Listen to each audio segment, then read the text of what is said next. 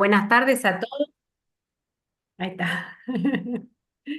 Buenas tardes a todos. La verdad que es muy lindo. Algunas caras me suenan medio conocidas, me parece. Voy a compartirles mi pantalla para hacer una breve introducción al tema y un poquito de actualización. Y después podemos compartir un rato. A ver, ahí, compartir. Ahí están viendo, ¿no? Sí, sí, sí, perfecto. Miren que vamos a abrirlo bien en modo presentación. Ahí estamos.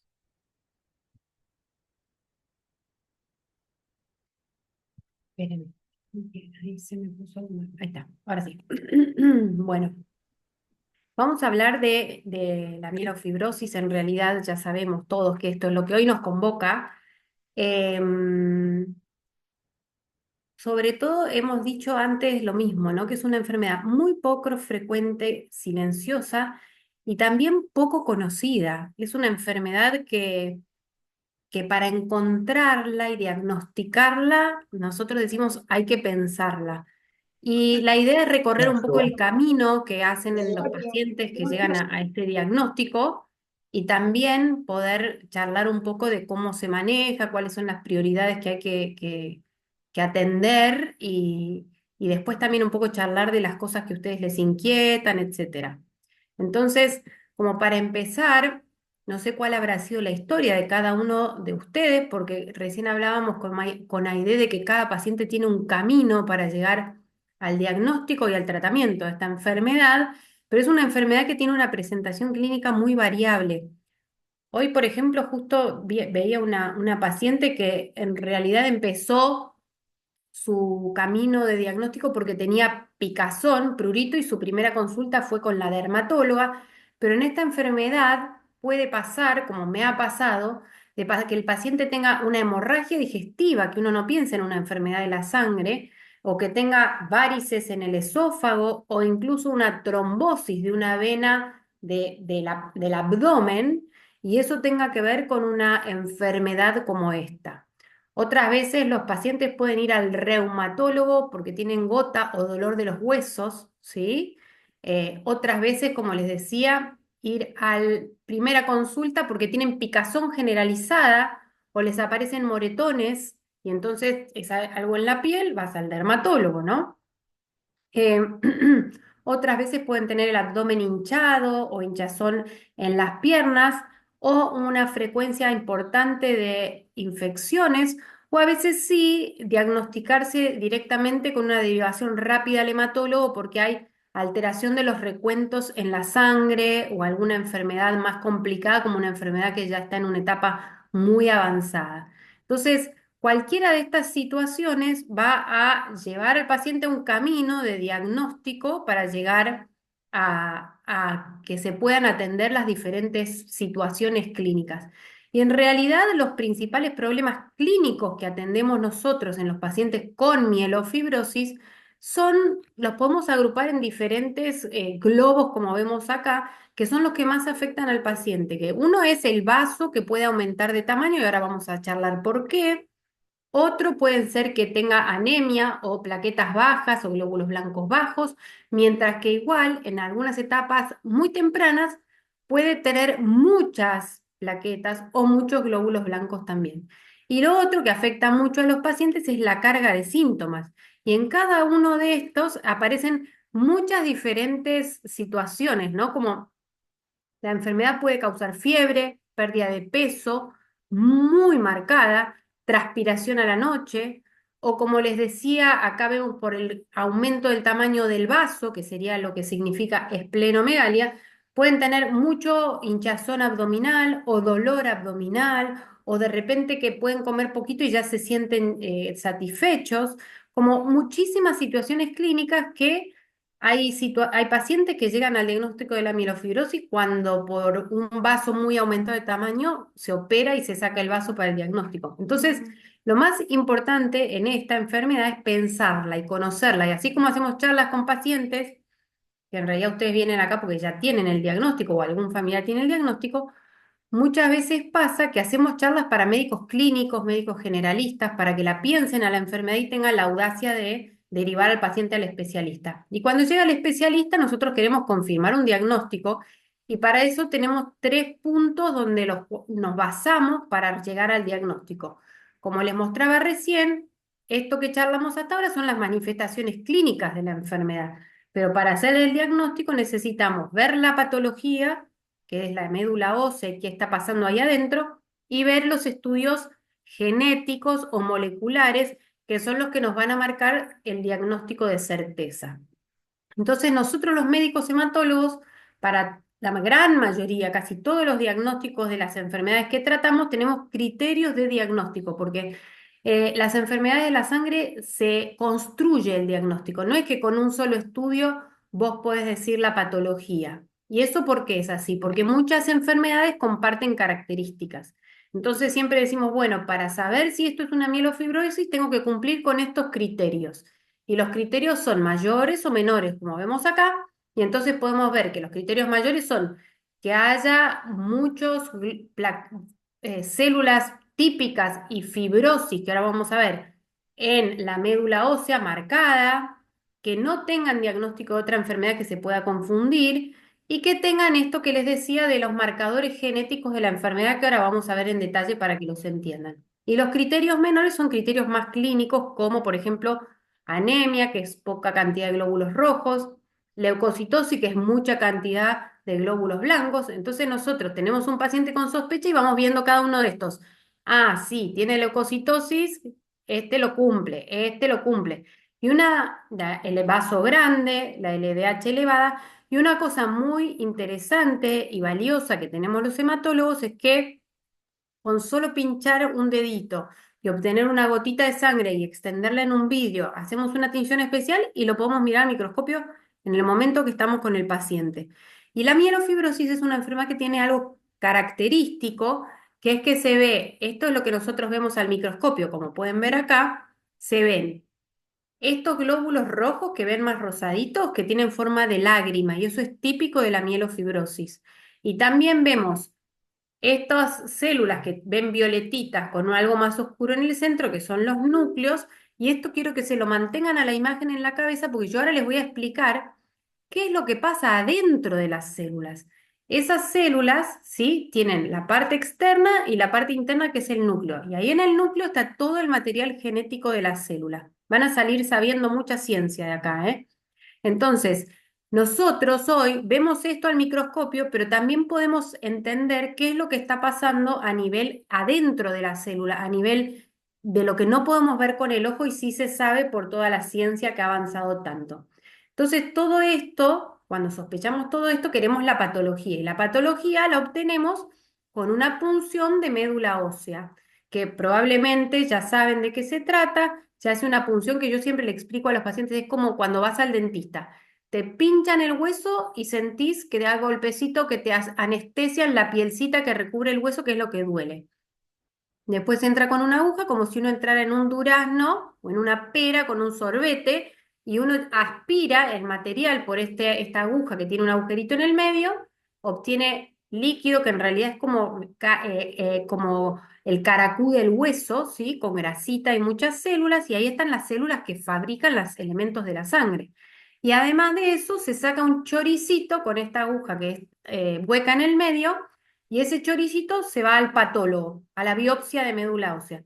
Y todo el resto del material que sacamos de ese caracú, que es como si fuera sangre, pero tiene muchas células inmaduras que van a fabricar elementos de la sangre, todo eso va a hacerse estudios genéticos. Ahí ya tiene la persona que hace los estudios genéticos muchas células con sus núcleos, porque las células en la sangre están muy maduras y poquitas tienen núcleos. Los glóbulos rojos ya no tienen núcleos ahí. Entonces, eso es lo que va a evaluar el patólogo. Entonces, el patólogo va a mirar y lo que vemos nosotros son estas fotos que ustedes ven acá, muy lindos diseños, parecen mandalas quizás, pero si nosotros miramos esto, vemos que hay mucho, mucho del lugar ocupado. Una persona de 60 años, por ejemplo, tiene que tener un 40% de este espacio ocupado. Y si ustedes ven acá, esta es una enfermedad en general de la segunda mitad de la vida Entonces, por lo menos habría que tener la mitad del espacio vacío y la otra mitad ocupada por células. Acá hay muchas células, mucho crecimiento de células, mucha producción abundante de células, e incluso estos que ven acá más gorditos son los que fabrican plaquetas que característicamente se agrupan, se meten adentro de los vasos sanguíneos, como pueden ver aquí abajo, que hay un nucleíto en un tubo, que eso es un vaso sanguíneo. Y no solo eso, sino que acá podemos ver cómo se va haciendo fibrosa, se van poniendo estas líneas negras que ustedes ven acá, que es la fibrosis que vemos nosotros en la médula ósea. Yo les estoy construyendo un rompecabezas, porque realmente a veces yo le explico a los pacientes que nosotros somos como detectives y tenemos que ir juntando pistas, juntando pistas. Si nosotros en la anatomía patológica vemos esto que es característico, acá tenemos uno de los pilares que nos da el diagnóstico. El otro pilar son las manifestaciones clínicas. ¿Y qué pasa con la parte genética y molecular? Durante mucho tiempo no se sabía cómo era que se fabricaban estas enfermedades, cómo era que se producían estas enfermedades, porque el cuerpo, ¿por qué empieza a hacer estas fibras que no necesitamos? Y va de a poquito endureciendo la médula ósea, que es la encargada de fabricar las células de la sangre.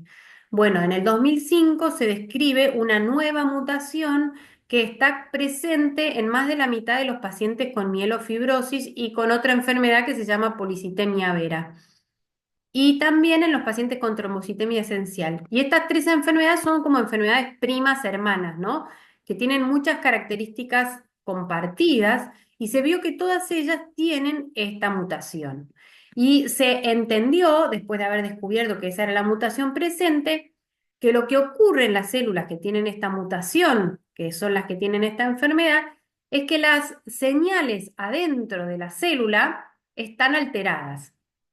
Entonces, ¿vieron que yo les mostré una célula al microscopio, que es como una pelota con otra pelota adentro? Bueno, esta pared que ven acá sería el borde de la célula y del lado de afuera estaría la sangre, el líquido donde asienta esa célula.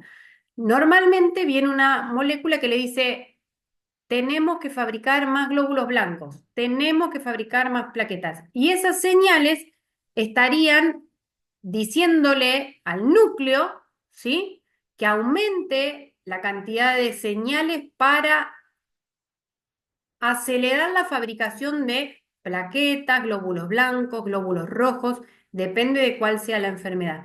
Y esa aceleración también trae aparejado un aumento de la fabricación de fibrosis en la médula.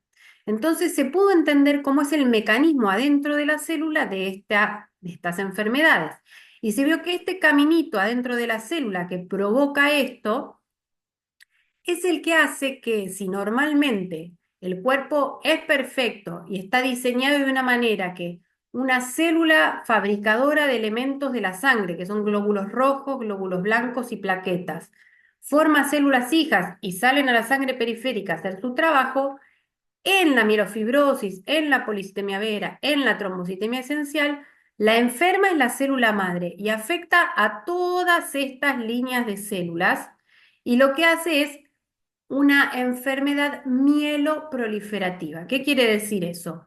Es una neoplasia porque hay un crecimiento anormal, se acumulan los elementos de la médula ósea que tiene un crecimiento exagerado. Entonces, esta enfermedad tiene todo ese mecanismo y vamos a seguir avanzando en toda esta explicación tan científica que estamos haciendo. Entonces, como yo les explicaba recién, la célula, que es esto que vemos acá, en el núcleo tiene toda la información genética. Todas las células de nuestro cuerpo tienen la información genética. Y esa información genética se puede analizar. Está organizada en estos cuerpitos, así como pueden ver, que se llama ADN, que se llama cromosoma, donde está todo enroscado el ADN. Fíjense que cada vez que vamos avanzando en el dibujo, vamos a un lugar más chiquitito, más adentro de la célula, ¿no? ¿Y qué pasa? Los pacientes que tienen esta enfermedad pueden tener diferentes mutaciones que son las que hacen que esa célula se mantenga todo el tiempo activa en fabricar más células de la sangre. Y comparten entre sí las mutaciones, estas tres enfermedades que les decía son como enfermedades primas hermanas. La policitemia vera y la trombocitemia esencial se pueden diagnosticar así y con el tiempo pueden llevar a una mielofibrosis secundaria a estas enfermedades. La mielofibrosis primaria empieza directamente cuando debuta como una mielofibrosis, que es esta situación clínica que yo les comentaba. Lo que sí es interesante saber es que después de describir la mutación JAK2, que es la que le mostré antes, se describen otras mutaciones diferentes que tienen el mismo mecanismo de acción. Entonces, con esta herramienta, nosotros, si sabemos que los pacientes que tienen esta enfermedad tienen la mutación, la gran mayoría, solo un pequeño porcentaje, que es este gris de acá arriba, dice no mutados, no la tienen, no tienen mutación. Pero como nosotros sabemos que la gran mayoría tienen mutación, cuando viene un paciente, como les comenté recién, y sospechamos una de estas enfermedades, en este caso la mielofibrosis, lo que hacemos es pedir un análisis de sangre para evaluar si tiene esa mutación.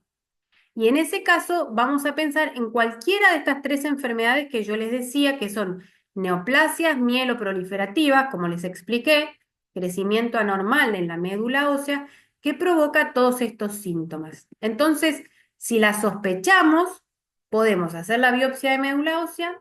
Por otro lado, pedir las mutaciones, que como podemos ver acá, como es la más frecuente es la JAK2, se pide primero, la segunda en frecuencia es la KLR, se pide después, y así vamos avanzando en el proceso y camino diagnóstico, y que según lo que me dé eso y lo que me dé la patología de la médula ósea, vamos a encontrar el diagnóstico de certeza. Todas estas enfermedades comparten, voy a irme un minuto para atrás para que vean esto, comparten muchas características. Y hay una enfermedad que es la que ven acá abajito, justo en la hora 6, LMC, que es un tipo de leucemia crónica que tiene también una mutación particular y que tiene un tratamiento muy específico y que a veces se puede confundir con estas enfermedades pintadas en fucsia. Entonces, siempre tenemos la obligación de descartarla, y por eso, además de estas mutaciones, tenemos que hacer el BCR-ABL, que es el que descarta esa enfermedad siendo negativo, y que si es positivo, el abordaje de tratamiento es totalmente diferente. Entonces, así es como nosotros vamos pensando y trabajando y acompañando al paciente en quien sospechamos esta enfermedad. Una enfermedad que, como les repetía antes, se puede presentar de formas muy diferentes. Cada paciente puede tener una presentación clínica y un curso clínico diferente. Entonces, cuando el hematólogo trata a ese paciente, tiene que estar muy individualizado el abordaje terapéutico. Acá les puse diferentes casos de pacientes donde podemos ver cómo puede ser joven o puede ser más añoso en el otro extremo. Podés tener una vida normal, trabajar, hacer tu actividad diaria y tener como problema clínico solo muchas plaquetas, muchos glóbulos blancos, un vaso un poquito grande, pero sentirte bien y poder seguir haciendo tu vida normal. O como hay en el otro extremo, una señora que cuando yo la conocí tenía una enfermedad muy avanzada, una anemia muy marcada, las plaquetas bajas, el vaso muy grande, mucho cansancio y muchos síntomas por la enfermedad. Y en el medio de estos dos casos tan extremos podemos tener diferentes situaciones, e incluso cada paciente va cambiando, porque acá vemos la segunda paciente que también se diagnostica joven, también se diagnostica por muchas plaquetas, que eso quiere decir trombocitosis, una vida muy activa y no tenía más que muchas plaquetas y no tenía tampoco aumentado el vaso, pero con el correr de los años, casi 10 años después del diagnóstico, agrega anemia. Y ahí ya empieza a ser una enfermedad que la afecta más que antes. Entonces, la historia de cada paciente también va evolucionando y hay que acompañar cada situación clínica. Y así, como les decía en esta presentación clínica tan heterogénea, podemos entender que esto ocurre porque más allá de lo que yo les decía recién, de la mieloproliferativa, mucha producción de glóbulos y de plaquetas y generación de fibrosis, también está una parte de la enfermedad que hay como mucha inflamación en el cuerpo. Ustedes habrán visto que hoy sabemos que la inflamación es muy deleteria para nuestras células, para nuestro cuerpo. Incluso habrán escuchado que está muy de moda el tema de la dieta antiinflamatoria.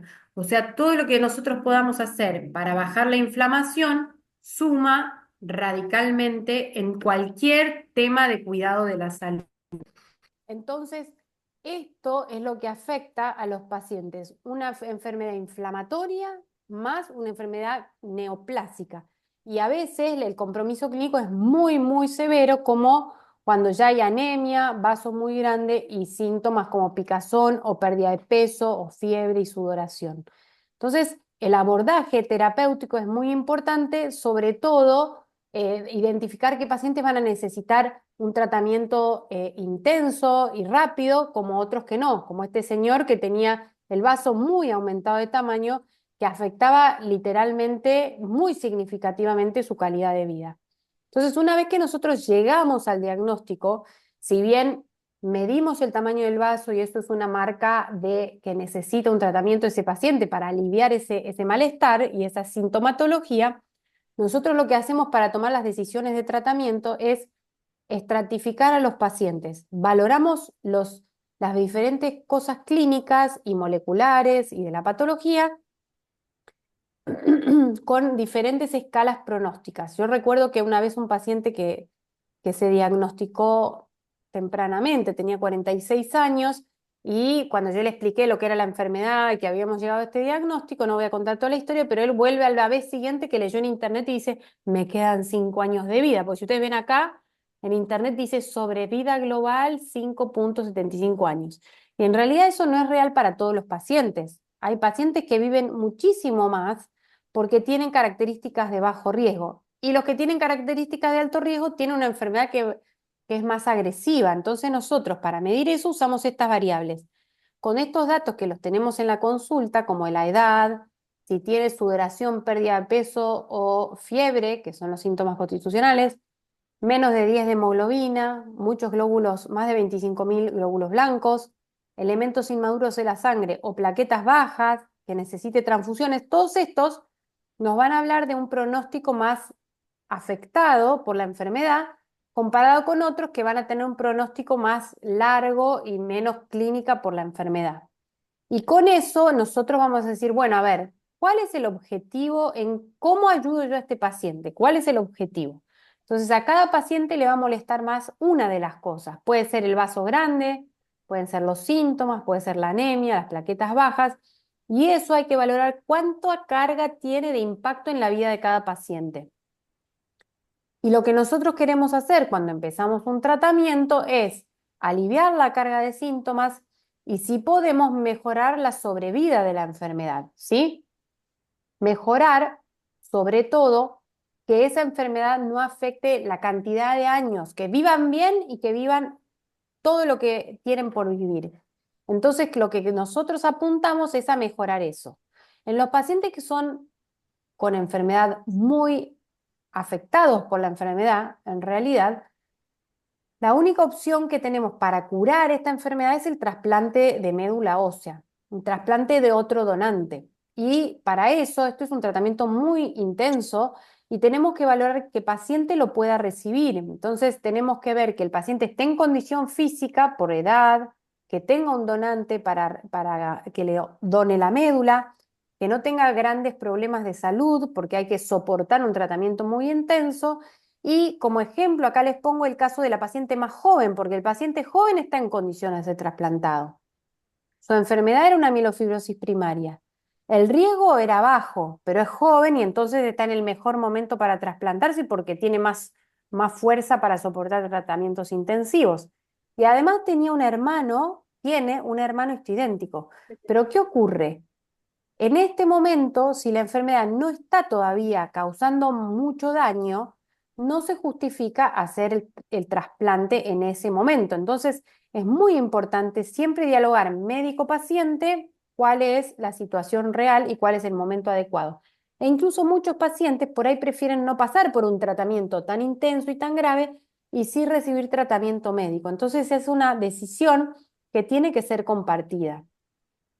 Ahora, esto de, por ejemplo, tener un donante idéntico ocurre en un 25% de los casos.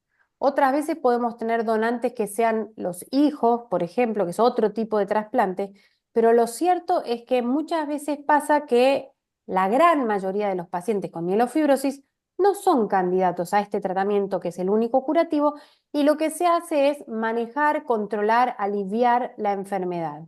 Y en esa situación, lo que se hace es orientar el tratamiento al problema que esté predominando, para los cuales tenemos muchas diferentes opciones como podemos ver acá, ¿no? Y cuando hay anemia, a veces hay que transfundir, pero antes tenemos muchas otras opciones, como la eritropoyetina, los corticoides, pero yo les quiero hablar un poquitito de unos de los tratamientos más nuevos, que seguramente muchos de ustedes los conocen, que son los inhibidores de JAK. Los inhibidores de JAK, el primero que se usó, y ya hay muchísima experiencia, es el ruxolitinib. Hoy en Argentina también tenemos el fedratinib, y a veces pasa que el problema es algo diferente, de lo cual yo no les hablé, como la enfermedad extramedular, que esas células de la sangre, que son células madre o células inmaduras, que pueden generar células hijas y ya no están tanto en la médula ósea porque se va fibrosando, entonces la médula como que las echa del lugar y salen a circular, se pueden instalar en algún lugar y entonces eso se trata con radioterapia o incluso los pacientes que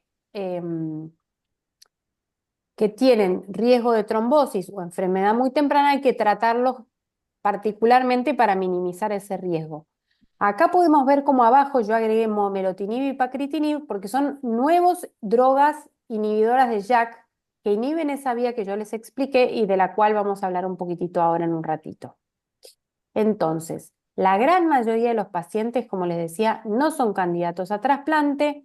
Vamos a ir orientando el tratamiento a cada situación y si el paciente es de bajo riesgo y no tiene síntomas, solamente vamos a acompañar y observar.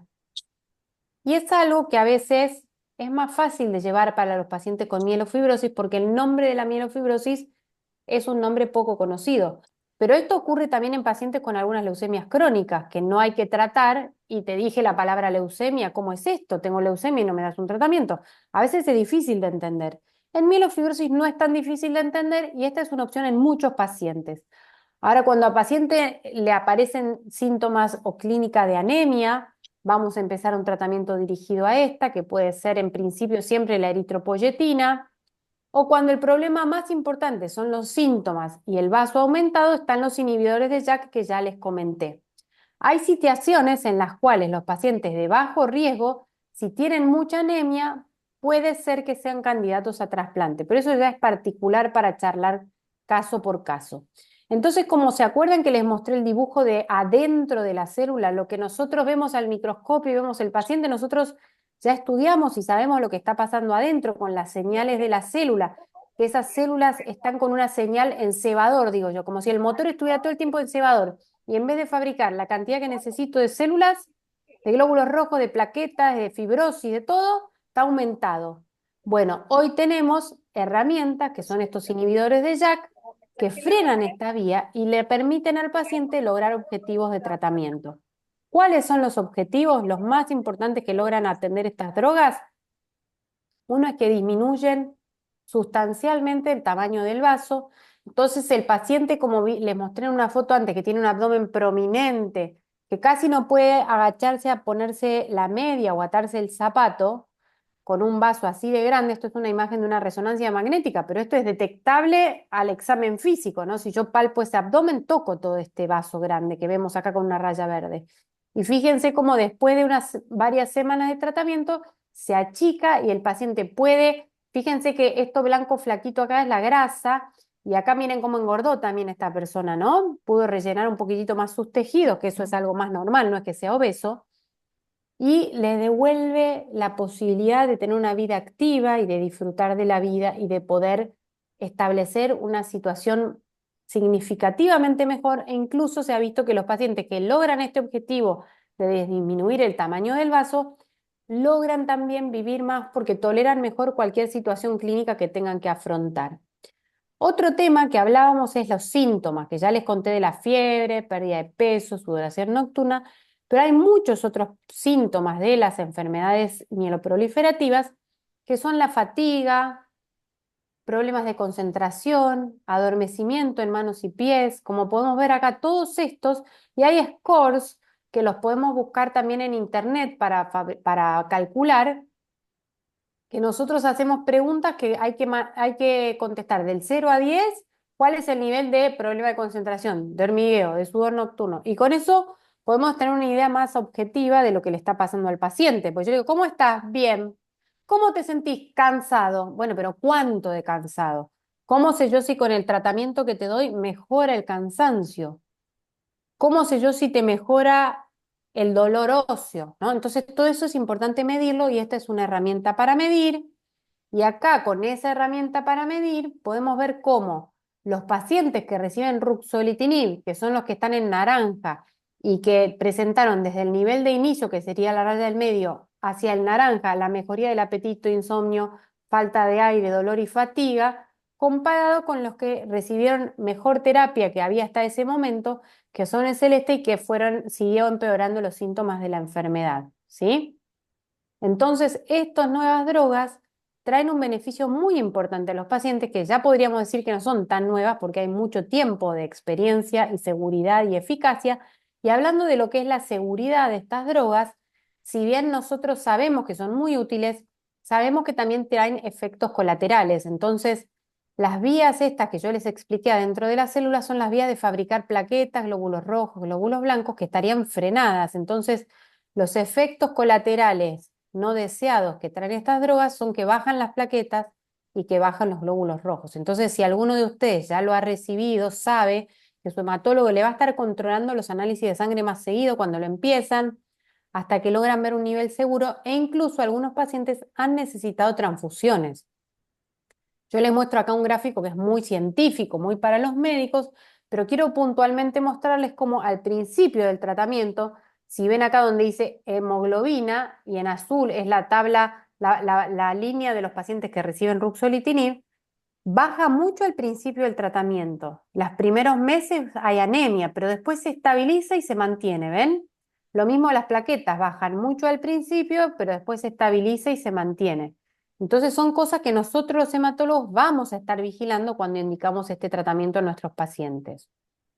Y mucho de esta información se obtuvo de estudios clínicos, de estudios donde se evaluaba la eficacia y la seguridad en el marco de investigaciones realizadas por los laboratorios, pero es muy importante tener datos de la vida real, de los pacientes que toman los remedios en la vida real. Y estos datos que les estoy mostrando muestran cómo la evidencia de la vida real, por eso cuando sus médicos les pidan ¿puedo poner tus datos de tu historia clínica en un estudio que estamos juntando información para seguir aprendiendo de la enfermedad, etcétera? Es muy valioso. ¿Puedo registrar tu enfermedad? Que juntamos los datos de todos los pacientes de Argentina para tener datos de lo que pasa con la enfermedad en nuestro país. Es muy valioso. Fíjense cómo estos estudios muestran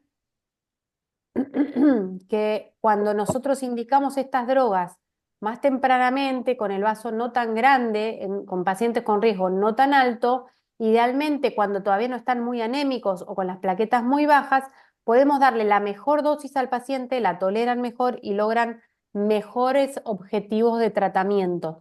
La respuesta es mucho más favorable en cuanto a la disminución del tamaño del vaso y se vio que los pacientes que más disminuyen el vaso, más beneficio tienen a largo plazo.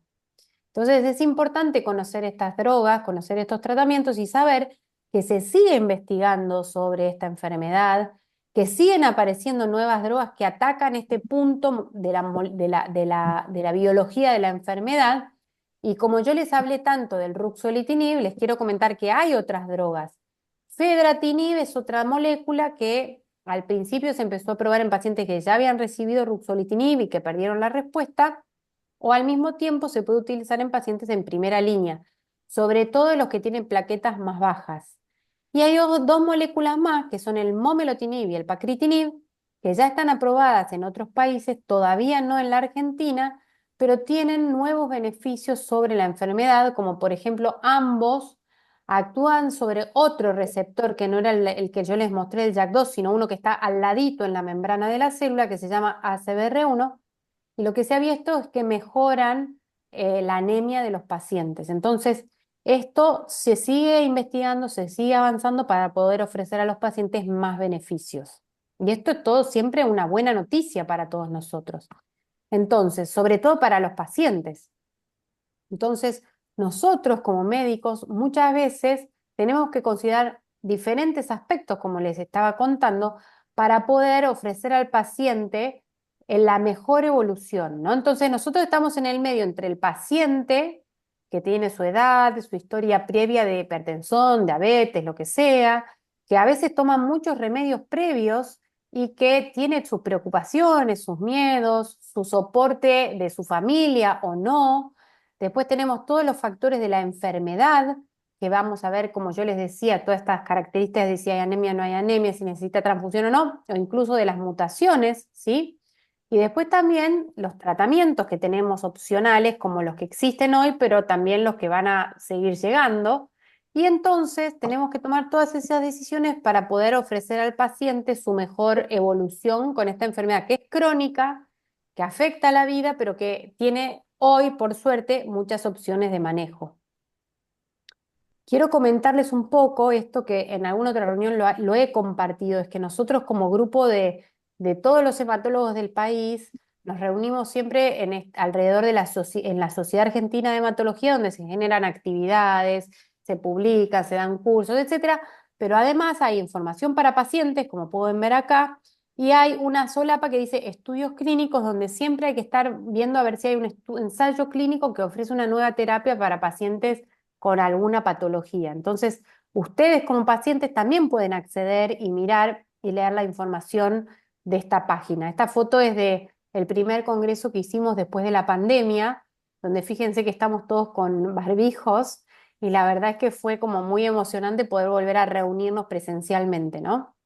Pero bueno, esto es un poco lo que yo les quería compartir y agrego esta diapositiva que yo ya la he compartido antes, pero entender que hay muchas cosas que están avanzando, tanto que pueden colaborar, además de las drogas que nosotros ofrecemos de tratamiento, es muy importante lo que están haciendo ustedes hoy acá, porque yo digo que es un signo de salud, porque están queriendo informarse, están queriendo aprender más, están queriendo tomar acción y están tomando acción, estando acá presentes, reservando este espacio para poder estar cada día mejor. Si bien uno tiene esta enfermedad, uno quiere estar cada día mejor y eso es a lo que uno no debemos renunciar y siempre buscar lo mejor opción que tenemos con las diferentes situaciones que nos toque afrontar.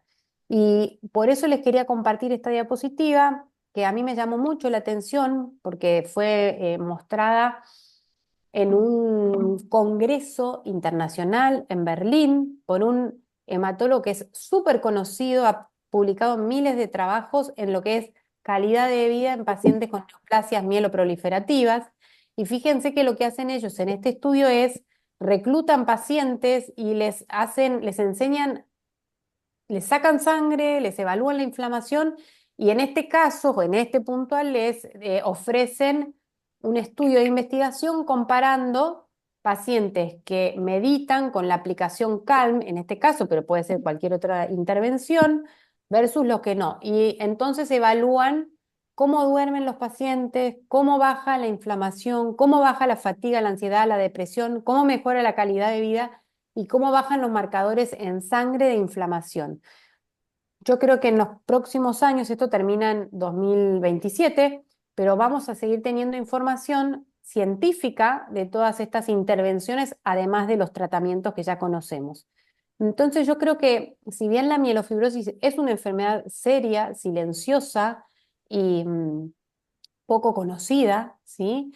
Yo antes ponía siempre en las diapositivas un árbol seco porque uno decía que la tierra se pone dura y las células de la sangre no pueden crecer, no pueden madurar, no pueden hacer su trabajo. Hoy vemos que hay opciones, incluso hay una investigación de donde participaron investigadores argentinos, donde yo digo que ya no es más un árbol seco, es un árbol en otoño, quizás amarillo, y hoy hay investigaciones muy interesantes de una proteína que se llama galectina 1 que parecería estar aumentada en los pacientes con estas neoplasias y que hay estudios en ratones, todavía en humanos, que podrían intervenirse y hacer diluir la fibrosis. Entonces, no perder la esperanza y siempre apuntar a poner lo mejor que podemos de cada uno de nosotros. Y con esto termino y me quedo abierta a cualquier pregunta que quieran hacer.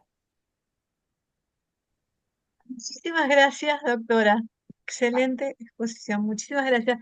Bueno, los que quieran hacer alguna pregunta A ver, pueden ¿todavía estoy desmutearse. compartiendo o se salió? No, ¿estás compartiendo todavía? A ver cómo hago acá. Ah, porque está tapado por el grabador. Ahí está. Listo, ahí estamos. Así los puedo Ahí ver está. a todos. ¿Alguien quiere hacer una Ahora pregunta? sí. ¿Ninguna pregunta? Hay 14 personas. Ahí Hola, Paola, Paola doctora. quiere preguntar. Ah,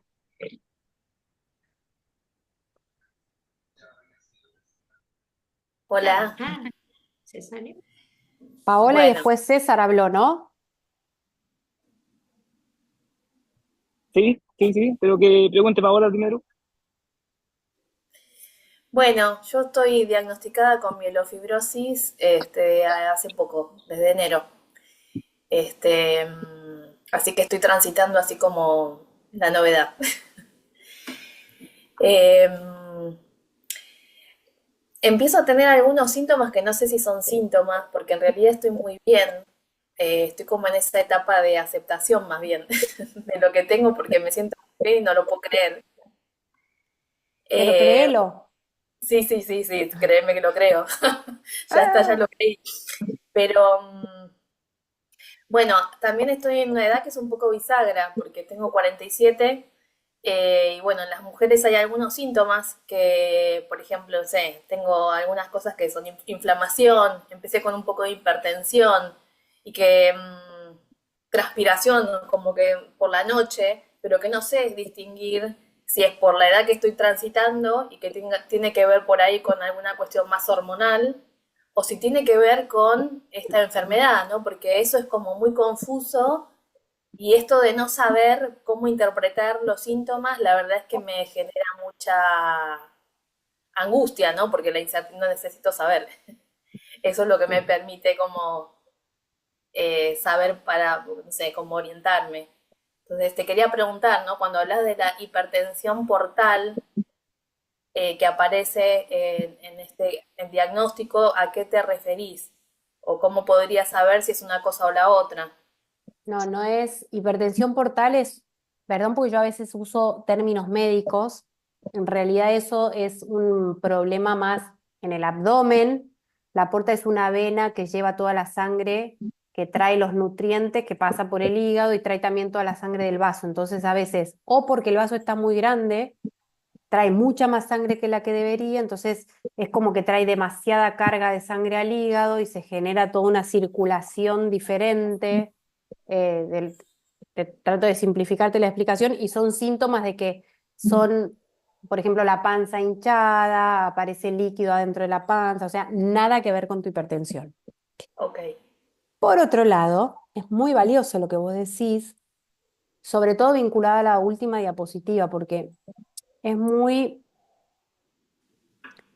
poderoso, en realidad, conectar con lo que le pasa, me pasa, con lo que le pasa a cada uno. Y esto de que te pongan un diagnóstico de una enfermedad, si vos como que te hace, primero que te mueve todo el piso, ¿no? Y decís, pará, tipo, "Ah, ¿qué es esto? ¿Cómo? ¿Qué tengo que hacer?" Pero hay una parte que es sanadora incluso de la biología de la célula, porque eso está totalmente demostrado también. Es que siempre esto que dijiste vos, ¿no? Queremos entender. Quiero entender y saber lo que me está pasando. Y en realidad hay una parte de que yo, como médica, con todo lo que estudio y todo, me encuentro mil veces diciéndole al paciente, no entiendo bien lo que te está pasando. Una opción es esta, la otra opción es la otra, pero lo más importante es que estoy acá con vos, estemos calmados, ya se nos va a aclarar y vos trata de, porque la hipertensión que estás contando puede ser también de lo tensa que estás, del susto que tenés. Entonces, porque el cuerpo es perfecto y todo está relacionado y la biología es tremendamente, no es una ciencia exacta.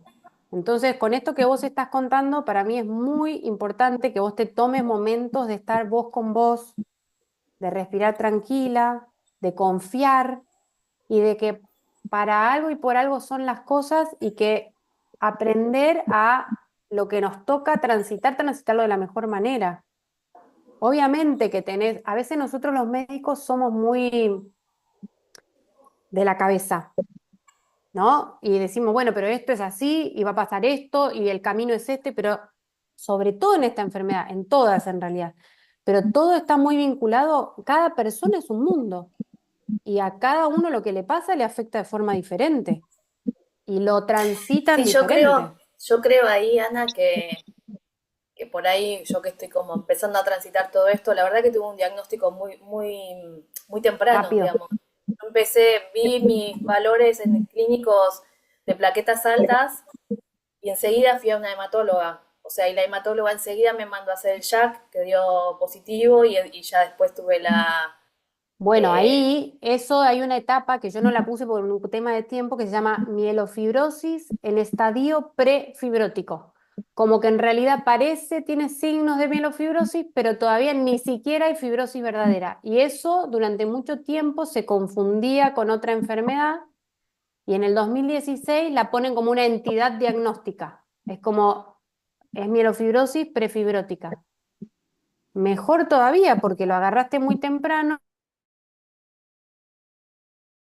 ocupada, pero por algo lo sabés y entonces, ¿qué hacemos con eso, no?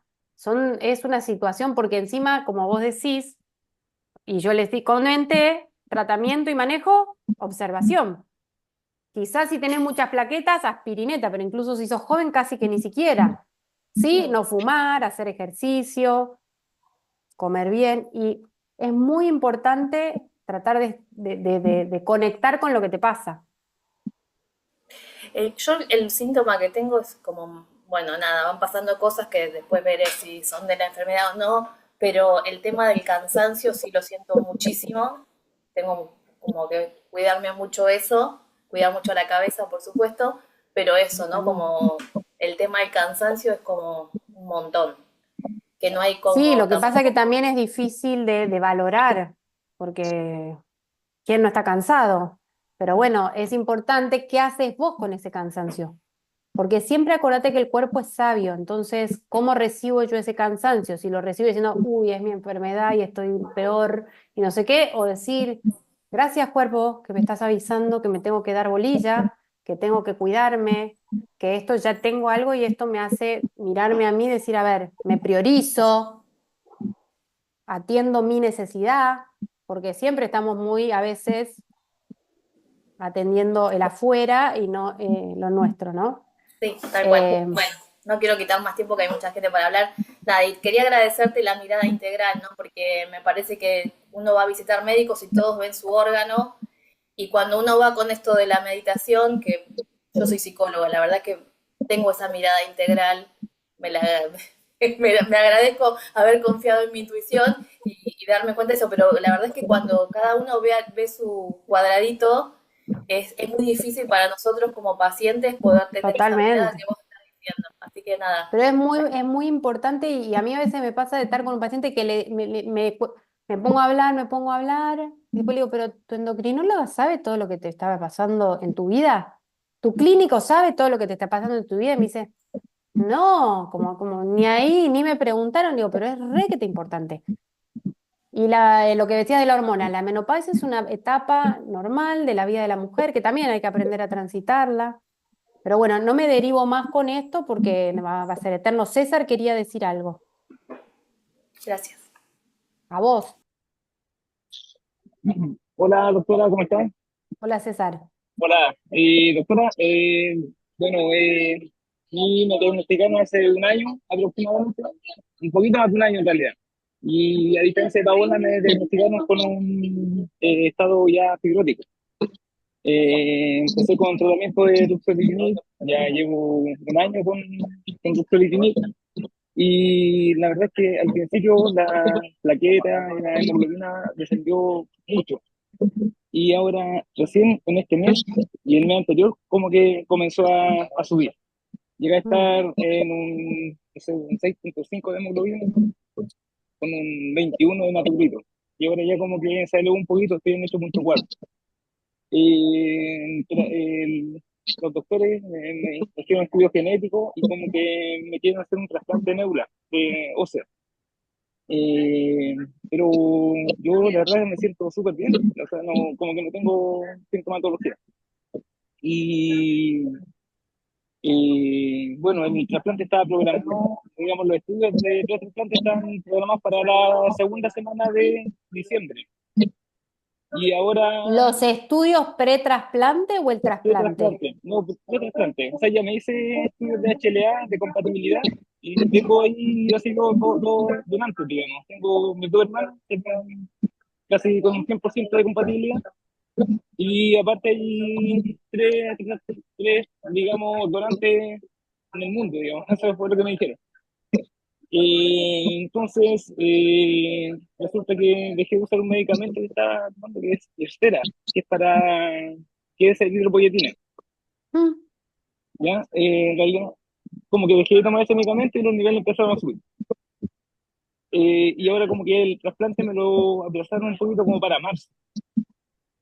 El tema es qué tan recomendable, o sea, la consulta es qué tan recomendable es que me haga el trasplante sabiendo cómo me siento. O sea, la verdad es que me siento bien y siento que quizás puede ser un riesgo innecesario, no lo tengo Bueno, claro. eso es lo que es muy importante tu pregunta y la verdad es que no tiene una sola respuesta, porque así como vos me contás esto, decirme yo ahora me siento bien y el trasplante, primero cuando me empezaste a comentar todo esto y que ya estabas con ruxolitinib y no sé qué, yo lo próximo que te iba a preguntar era la edad, porque te veo joven, Tengo joven y 41 años, apto, joven y 41 apto. años, 41 Claro, años. el tema es que el trasplante es el único tratamiento que cura la enfermedad. Pero vos tenés razón, es un tratamiento que es muy fuerte.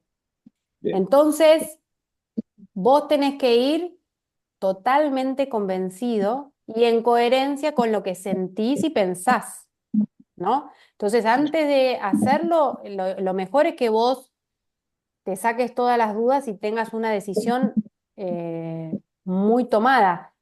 Eso no quita que tengas como algunos miedos, preocupaciones, porque vos sabés que vas a pasar por algo difícil, pero lo que vos me contás que tenías esta anemia tan severa es muy valioso que hayas recuperado, porque eso quiere decir que entonces no estás muy transfundido y eso de vuelta te pone en un lugar favorable para el trasplante, sí. porque De hecho, llegaste a recibir transfusiones. no hay transfusiones. Por eso, estás como en el momento justo, pero viste que yo mostré esa diapositiva que dice tiempo. Sí, El momento es difícil, por ahí se charla mucho con el paciente y hasta incluso esta sensación que vos tenés de que no estoy listo o ahora me siento bien o no sé, lo que sea que a vos te surja, hay que tener una relación de mucho diálogo médico-paciente, sí. Bueno, es lo médico o que, equipo médico y paciente. sí, bueno, hemos ¿Y conversado mucho con el doctor y la verdad es que es como que tomamos acuerdos en conjunto. cómo? Como que los acuerdos los tomamos o sea, digamos, las decisiones las tomamos como en conjunto. Claro, Sí, seguro, pero obviamente es lo más importante y esto de que vos me contás que decidieron pasarlo para marzo, está bien, porque vos te sentís bien, no te sentís preparado. sí, Siempre es lo más importante cuando uno tiene todo, lo que termina diciendo ok es que el paciente, yo igual soy muy respetuosa de eso, ¿no? Si un paciente no se siente confiado o tranquilo para hacer una cirugía programada. Es más, me pasó el otro día una chica que se iba a hacer una endoscopía digestiva muerta de miedo. Digo, no te la hagas así. O vas a ver a otro médico que te dé más confianza, o trabajamos esto que te está pasando que te da miedo, pero si uno va a un quirófano siempre es un riesgo. El trasplante tiene muchos riesgos. Y sí es importantísimo estar bien, buen candidato. Vos tenés toda la pinta de ser un muy buen candidato. Y si tus hermanas sí, son donantes, sí, el doctor dice lo mismo, que soy un buen candidato y como que me empujan a hacerme el trasplante. Pero bueno, tengo en cuenta, digamos, los riesgos que tiene. Igual no, bueno, son pero muchos. eso te saca puntos. O sea, que vos Sí, tengas eso, te saca puntos. Entonces, te saca puntos en el sentido de que, de vuelta a lo mismo que le dije a Paola, Tomate momentos de estar vos con vos, de pisar el pasto, de entender que esto es lo que... Y fíjate qué sentís, porque esto se decide mucho de acá y no tanto de acá. Porque si vos Sí. empezás a pensar todo lo que... Es como, ah, me subo a la Panamericana, no sé si sos de Argentina vos, No, soy de Chile. pues, me subo a la autopista. Si yo estoy pensando todo lo que me puede pasar, no voy a ningún lado. Es Sí, como, es verdad, te lo tenemos que decir, pero uno no está subiéndose pensando en todo lo que le va a pasar. Uno sube pensando que va a llegar y que a la tarde va a volver a su casa, estacionar y llegar. ¿Entendés? Y uno lo hace pensando en eso. Entonces es muy importante cómo vas vos ahí. ¿Se sí, entiende? sí, eso es importante. Aide quiere agregar algo. Y no, Gracias, agregando, Aide. quería, Espera, antes de que hables, gracias a la asociación porque estos espacios son valiosísimos. gracias. No, tengo una mamá de una chiquita de 13 años Gracias, doctora. que la tengo en WhatsApp, y ella va a ver el video después. Ella me comenta que la chiquita esta, que tiene 13 años, está diagnosticada de mielofibrosis y que está en la lista de espera para el INCUCAI para trasplante de médula, y me está diciendo que ella no sabe qué es histocompatibilidad porque le van a hacer esos estudios. Entonces, por ahí, como ella va a ver después el video por YouTube, si lo podías explicar, porque justo estaban hablando de trasplante ustedes.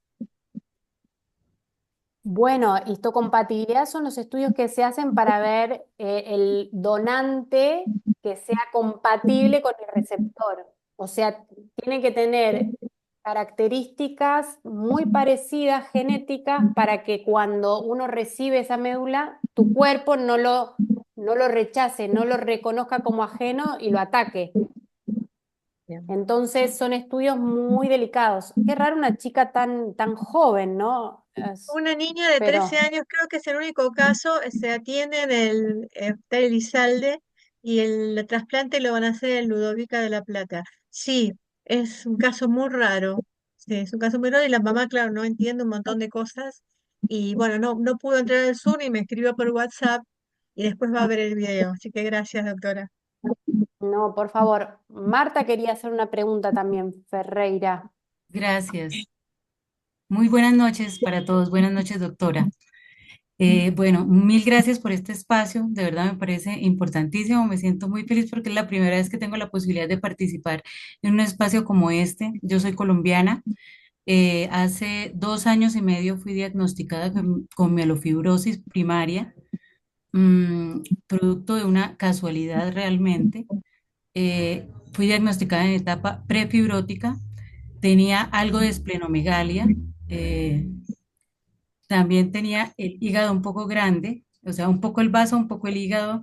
Me hicieron una ecografía y se descubrió eso, y por unos resultados hematológicos, digamos unos marcadores, no recuerdo exactamente, yo soy abogada, o sea, no sé nada de medicina, pero por unos marcadores se descubrió que tenía algún problema hematológico. Inmediatamente me remitieron al hematólogo, y en 20 días me diagnosticaron la mielofibrosis. Fue realmente muy, muy rápido. Me hicieron la biopsia de la médula, la punción y el examen genético, JAK positivo, JAK2 positivo. Mm, eh, y el hematólogo, pues digamos, me recetó de una vez ruxolitinib. Yo estoy tomando ruxolitinib desde hace 2 años y medio. Cuando me diagnosticaron tenía 47 años, voy a cumplir 50. Dentro de una semana cumplo 50 años. Yo me siento muy bien realmente, o sea, nunca he tenido ninguna clase de síntoma relacionado con la enfermedad, salvo tal vez sin darme cuenta un poquito cuando me lo diagnosticaron estaba bajando de peso, pues porque el hígado y el vaso estaban un poco grandes, no era mucho realmente, pero sí la saciedad sí era, o sea, yo me saciaba rápidamente y por eso había bajado un poquito de peso. A raíz de tomar el Ruxolitinib, sí he subido de peso muchísimo, a pesar de que me cuido con la alimentación, de que intento llevar una vida saludable, pero sí he subido de peso unos 15 kilos aproximadamente, que trato de controlar, pero bueno, creo que esa es la única situación así como compleja. Solo que, bueno, lo primero, doctora, yo tengo muchísimas preguntas relacionadas con mi caso, pero no las voy a hacer acá, por supuesto, porque pues sé que este no es el espacio para eso. Y no. Quisiera lo primero preguntarle si habría alguna posibilidad, y perdóneme que use este espacio porque no veo después cuál otro podría ser, de tener una consulta con usted particular después. Esa es la primera pregunta. Y la segunda pregunta, porque me causó curiosidad, yo siempre he pensado, bueno, yo he visto a dos hematólogos aquí en Colombia, muy buenos, confío en ellos. Eh, Sin embargo, el año pasado me hicieron la segunda punción de la médula y no me apareció ninguna fibrosis en la médula, o sea, no me apareció nada. Incluso como si la enfermedad hubiera retrocedido, pero mi hematólogo me decía que esta enfermedad no tiene cura, o sea, que realmente no existe la posibilidad de que de la recepción, ¿cómo se dice cuando una enfermedad se cura? Sí, Bueno, que retrograde, que retrograde. tiene un nombre científico. Sin embargo, yo sí quisiera de alguna manera, primero, saber si, dada mi situación de la enfermedad, es bueno seguir tomando un medicamento tan fuerte como el ruxolitinib. A mí no me ha pasado nada con el ruxolitinib realmente, no he tenido ninguna, y mis marcadores sanguíneos son estables. O sea, de verdad, me han ¿Con pasado qué otras dosis cosas. estás? ¿Con qué dosis estás? 10 miligramos en la mañana y 10 en la noche. Em, Permanentemente lo tomo, pues digamos que incluso mi hematólogo dice que eso es vitalicio, o sea que eso es para siempre. En primer término se habló de una posibilidad de un trasplante, pero me explicaron todo lo que usted acaba de explicarle al compañero, y realmente pues hasta el momento no se ha considerado esa posibilidad. Eh, y bueno, pero yo me pregunto un poco a veces, aunque yo realmente me lo tomo con mucha calma. eh, Tuve una situación particular de un melanoma in situ que no es relacionado con el tema. Tuve un cáncer también adicional en el útero, también me operaron de eso. Digamos que fueron temas que pues los médicos no lo asocian, pero realmente he tenido 3 cánceres distintos en estos 2 años. De todo he salido muy bien, gracias a Dios, y me siento bien. Pero yo sí me pregunto a veces, eh, ¿qué va a pasar? O sea, ¿para dónde voy? Entonces, digamos que por eso, doctora, quisiera de pronto, si se pudiera hacer, tener una consulta con usted en algún momento para, pues, con mis compañeros no. Eso después contactás me ha pasado de ver pacientes después de las consultas, de las reuniones estas, Ujú, que se contactan con Aide y ella les pasa los contactos, pero tus preguntas, eh, vos parecerías ser una paciente que empezó el ruxolitinib muy tempranamente porque no tenías tantos síntomas y ese momento de cuándo empezarlo es toda una charla de más de una hora entre médicos. O sea, ¿cuál es el mejor momento de empezar el ruxolitinib? Cuando el paciente tiene el vaso gigantesco, como les decía, es mejor hacerlo antes. Cuando ya ujú, está muy anémico, bueno, hubo estudios de investigar el inicio del ruxolitinib más tempranamente porque lo habitual es empezarlo cuando el vaso no solamente está grande, sino que está grande y da síntomas. O sea, la ujú, recomendación siempre es, si vos tenés el vaso que yo lo toco aumentar de tamaño, pero no te molesta, no habría motivo de iniciarlo estrictamente. Ahora, hay todavía mucha inquietud en saber qué pasa si lo empezamos antes, si pudiéramos frenar la enfermedad, ¿sí? Y se diseñaron esos estudios, pero no se lograron desarrollar porque si a un paciente en la práctica así, pues no le das un tratamiento, ¿y cómo sabes? Era para ver si retrasás la progresión de la enfermedad, si retrasás que avance. Pero ujú, si yo no sé cuánto va a tardar en avanzar, ¿cómo voy a saber que lo retraso? ¿Entendés? ujú, En los estudios con ruxolitinib hay estudios que muestran que a algunos pacientes sí les retrograda la fibrosis.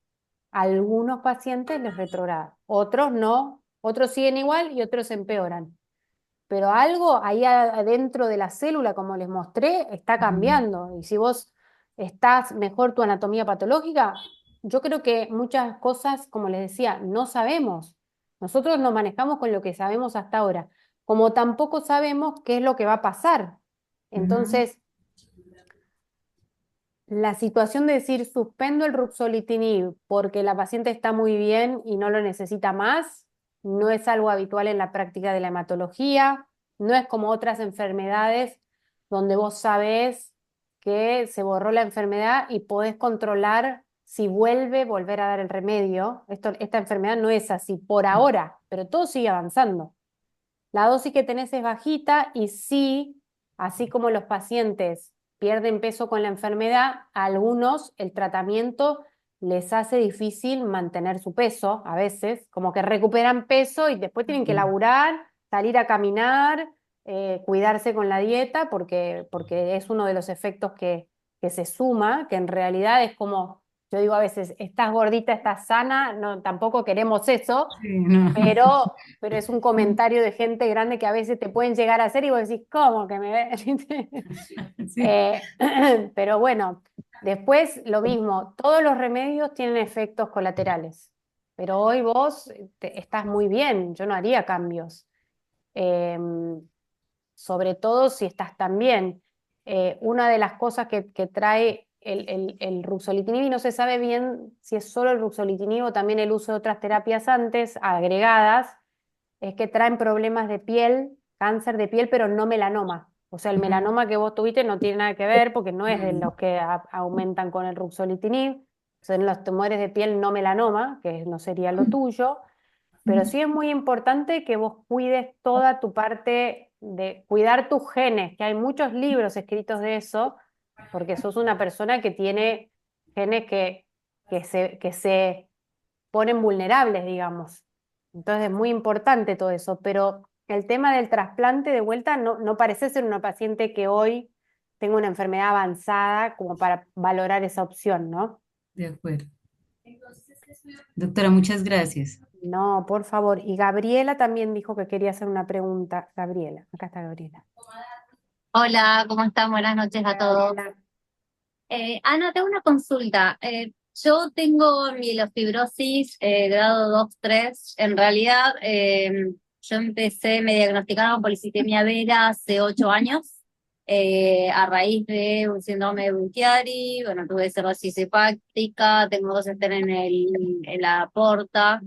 Eh, bueno, me diagnosticaron la policitemia y en el 2022 creo que me diagnosticaron mielofibrosis. Eh, o sea, hay que volver a hacer una punción para ver si ha avanzado la mielofibrosis. Yo estoy tomando Ruxo igual, estoy con 20 miligramos a la mañana y 20 miligramos a la noche. Aparte de tomo hidroxiurea también y otras medicaciones más. Y estoy anticoagulada. Me imagino, pero cuando te dijeron que había evolucionado a mielofibrosis, ahí sí se hizo una biopsia nueva. No, a mí me hicieron una sola biopsia, que No es la porque, policitemia. claro, después de la policía, porque empecé con me aumentó de tamaño el vaso, un Mm, aumento considerable, aparte yo tenía síntomas y sabía que algo no estaba bien. Bueno, ahí a partir del aumento del vaso deciden hacerme una punción de médula y ahí me dan el diagnóstico de mielofibrosis secundaria. claro. Para cuando tuviste la policitemia no te habían hecho. No, Ah, no. perfecto, No, perfecto, me no había hicieron entendido. solamente el JAK. Sí, perfecto, perfecto. Repetir la biopsia de médula no es necesario.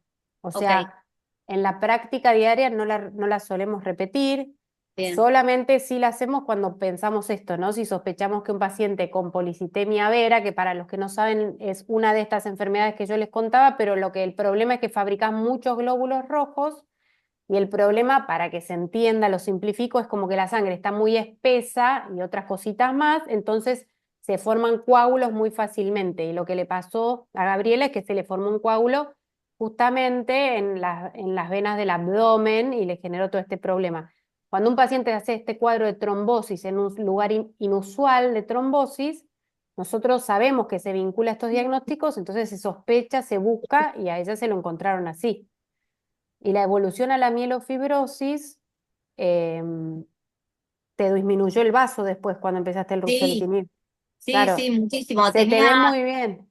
Sí, tenía 22 22 centímetros medía el vaso y volvió a bajar a 17 centímetros con el Ruxo. O sea, empecé gradualmente. Primero me dieron, creo que el de 15, no empecé con el de 10, creo que directamente empecé con el de 15, no me acuerdo cuánto tiempo, y después pasé al de 20. Y lo tolerás bien por lo que veo, porque te pudieron Sí, súper, aumentar. Lo sí, mejor súper bien. siempre es que se trate de ir a la mejor dosis que tolera el paciente. Sí, ¿Y cuál era tu otra pregunta? Si repetir la biopsia, que no, sí, no, no es era, necesario. sí. Y el beneficio del ruxolitinib está documentado también en pacientes como vos, que tienen trombosis, Ujú. y bueno, vos lo experimentaste. Así Sí, que sí, qué sí. bueno que está esta opción, porque la verdad Sí, que para nosotros los médicos es como que antes no teníamos nada para darle a los pacientes. Les crecía el vaso y bueno, claro. teníamos la hidroxiurea, pero no disminuía tanto el vaso como el No, ruxolitinib. porque yo, o sea, la hidroxiurea la tomo hace muchos Claro, años y nada, y el vaso aumentó igual, creció y intra, mucho, claro, tal cual, tal en cual, tal mucho cual, en poco tiempo. tal Y lo que cual. me dijo la hematóloga, yo soy de Comodoro Rivadavia, del sur, y ahora justo estoy en Buenos Aires, y la hematóloga que me atiende acá me dijo que lo que quiere es hacer que ya haga una consulta con el equipo de trasplante de médula ósea. Yo me atiendo en Fundación Favaloro. Sí, Para que me conozcan en realidad, porque bueno, como tuve, empecé con el diagnóstico, me diagnosticaron muy joven. joven, sí. Bueno, Y vos nada, eso lo tengo en cuenta. nunca hiciste estudios, como Nunca, decía, no. preguntaba ahí de histocompatibilidad. No, no, no, nunca hicimos esto porque en realidad, amén de todo, estoy bien, los valores están relativamente normales. Y Nada, yo muy bien el eso. mayor síntoma que tengo es muchísimo cansancio. Sí, Muchísimo sí. cansancio. Pero después, bueno, sí, pasé por todos los periodos de tener calor, de sudoración nocturna, del prurito, dolor en el ¿Y qué cuerpo. edad Pero tenías bueno, cuando te igual. diagnosticaron? ¿Qué edad tenías? 39 años, 38 años, y ahora tengo 47. Bueno, ven una cosa que yo les contaba, como que nosotros hemos juntado casos de pacientes, pero si nosotros vemos acá los que estamos, muchos son muy jóvenes. Y no es Sí. lo más habitual de la epidemiología de la enfermedad, pero es muy difícil de tener datos locales. Entonces estamos queriendo trabajar para hacer como un registro latinoamericano de cómo es la mielofibrosis en nuestra región, que por ahí es diferente a Claro. otros países, porque nosotros muchas cosas tenemos información de otros países o de la epidemiología y de otros lugares. Sí, Así de hecho, que, como vos decías, también me pidieron como autorización para presentar el caso y sé que lo han presentado en Ateneos y demás, claro. también por el combo que tuve. Y también, bueno, yo como empecé con policitemia vera y los médicos dicen que no es genético, pero mi abuela materna tuvo policitemia y a mi mamá le diagnosticaron policitemia vera posterior a mi diagnóstico. O sea, Sí, son sí, tres hay generaciones de alguna, mujeres. no es genética, pero hay alguna alteración genética que predispone a que se vuelva a presentar en la familia, sí. Sí. Ujú. Bueno, buenísimo. A ver, Facundo Bustelo. Hola, ¿qué tal? Buenas noches. Antes que nada, agradecerles a todos por el espacio y por la información que nos están brindando, que me parece muy valiosa. Y bueno, un poco la consulta venía por lo que comentó Gabriela recién. Yo estoy diagnosticado con una trombocitemia esencial hace 5 años. En la actualidad no estoy siguiendo ningún tratamiento, solamente aspirina. Pero mi padre le diagnosticaron mielofibrosis hace menos de un año y la consulta iba por ahí, si había una cuestión genética en relación a esto y cuál era el tratamiento a seguir en relación a la trombocitemia, si es algo similar a la mielofibrosis o no. Básicamente eso. Bueno, lo que le decía a Gabriela, hay algunas alteraciones en las familias de genes que predisponen a que se presenten estas neoplasias. A mí me pasó de una paciente joven, como les decía, que la madre tenía penitas aumentado el hematocrito y vino preocupada y yo digo, no, no tenés nada, por las dudas vamos a hacer la mutación, que por suerte es algo accesible. Pasa. Em, pero lo cierto es que si Hola. no tuviéramos esa herramienta y yo le tenía que, para confirmar, hacer una punción de médula ósea, le hubiera dicho, no, pero no te voy a hacer una punción solo por esto. Y no lo hubiera sabido. ¿Entendés? Bien.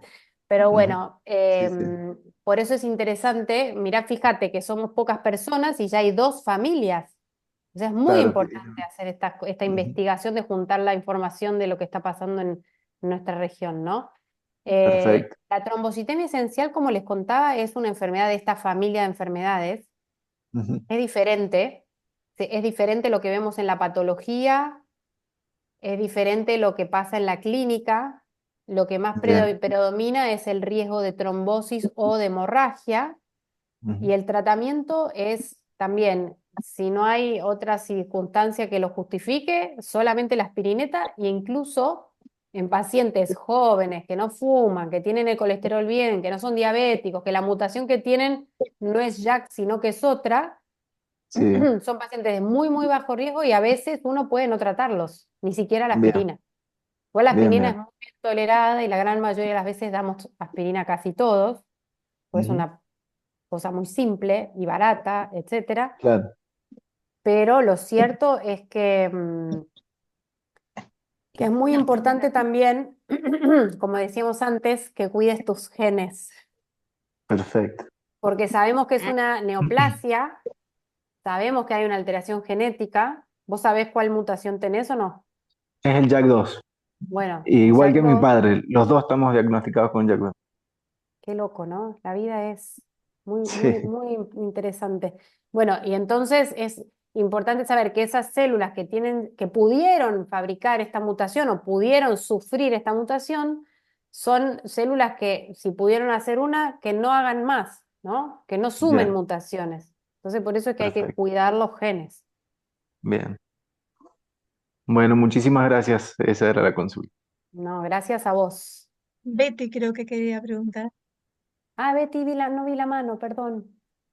Sí, yo en 2014 me diagnosticaron policitemia vera y tomaba hidrosurea y iba bien.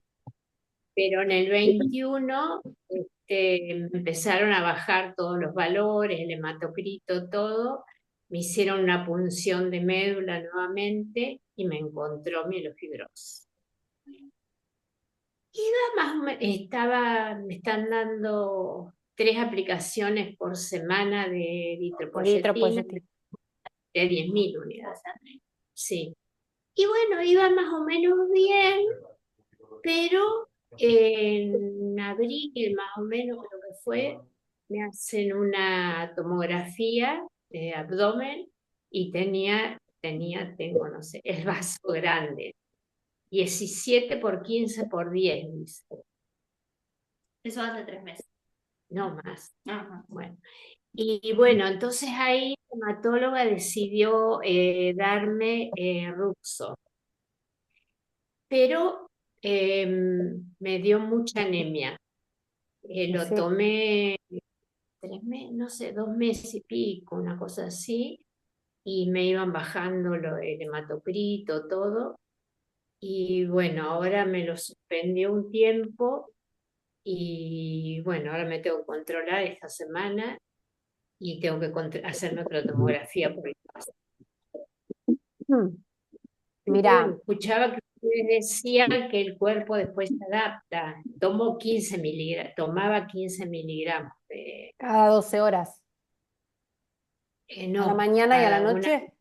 ¿Una vez al no uno día? solo, porque de entrada me iba bajando Claro, los el valores. tema del ruxolitinib es ese que da anemia y que en general es una anemia igual que se tolera bastante bien. Vos con la eritropoyetina que recibías estabas como había mejorado la anemia un poco. Está bien, estaba bastante bien, sí, sí. Claro, después por eso es lo que siempre decimos que cuando uno necesita dar un remedio, el riesgo de la complicación que pueda agregar o del efecto no deseado que pueda agregar tiene que ser Claro, menor o menos problemático que el beneficio que busco, ¿no?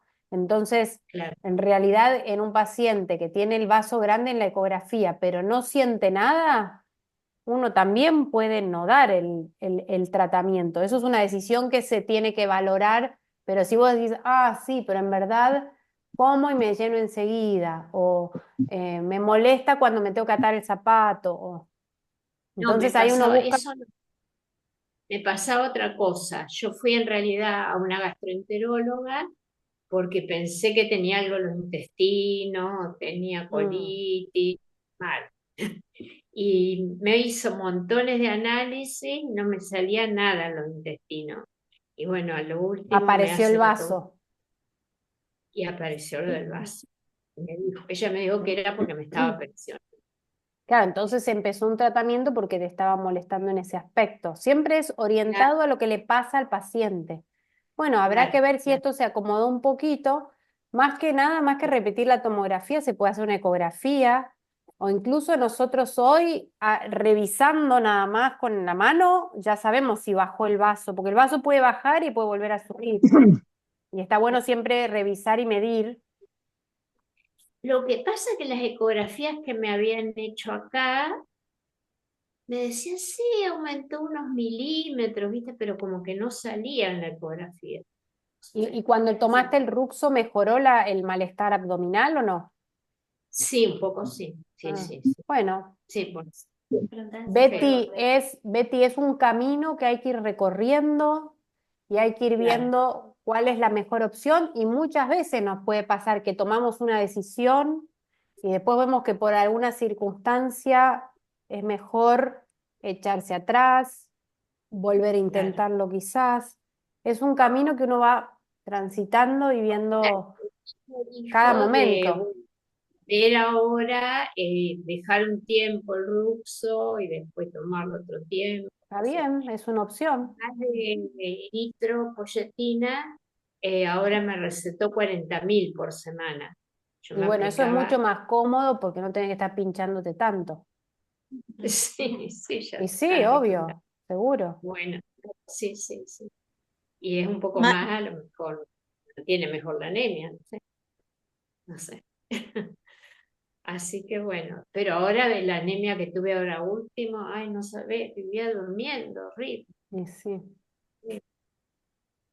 Pero No es bueno, al fácil, no es principio, fácil. Hay situaciones que son bastante difíciles de llevar adelante y bueno, a veces como yo digo siempre, ¿no? A veces nosotros desde nuestro lado podemos acompañar, ayudar en algunas claro, cosas y buscamos la mejor opción, pero es un camino que hay que ir viendo cada paciente qué es lo que le pasa, individualizado.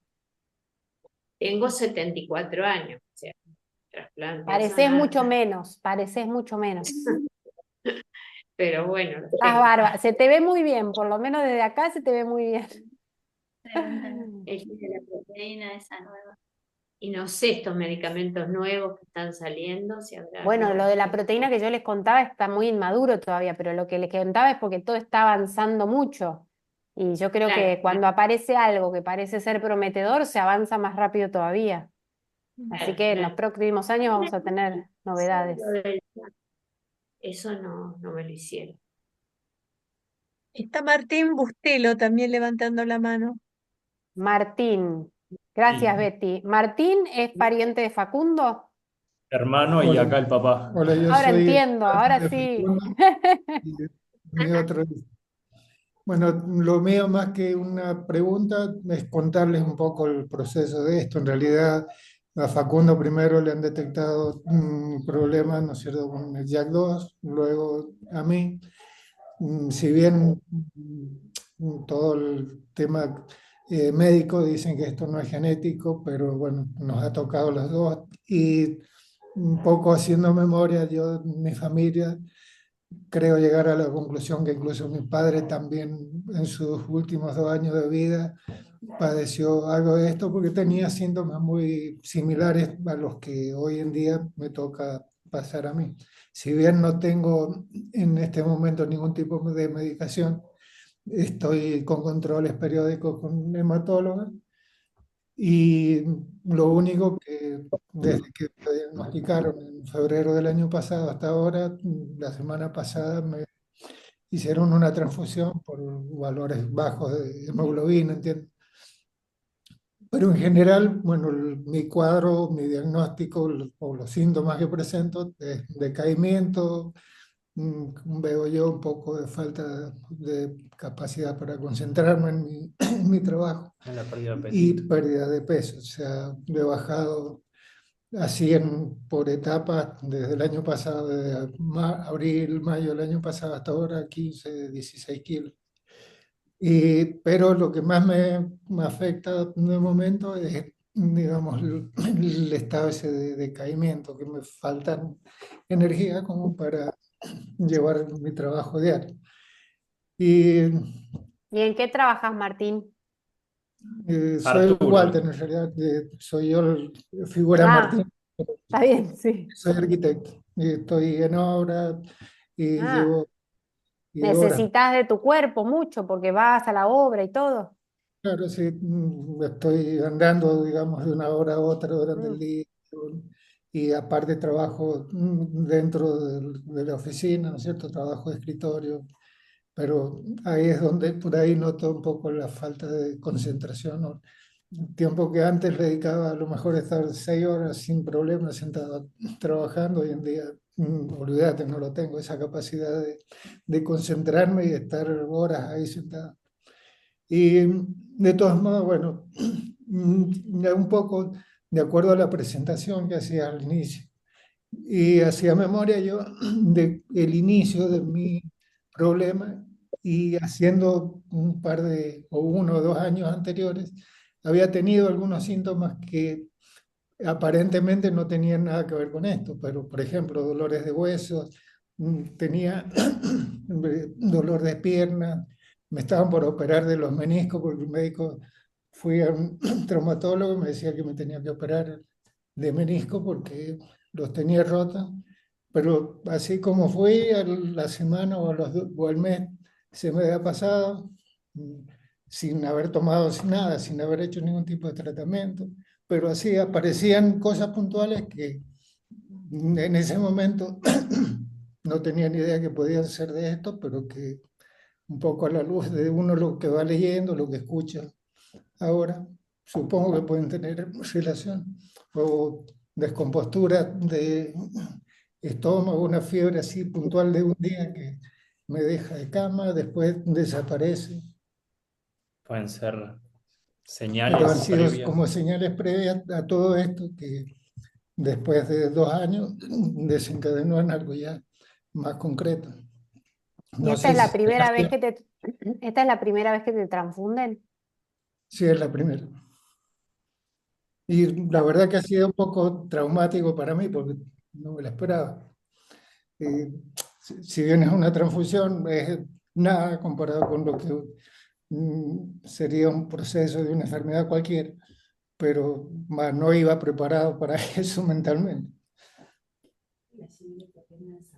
Hay remedios nuevos que todavía no están en el país, pero que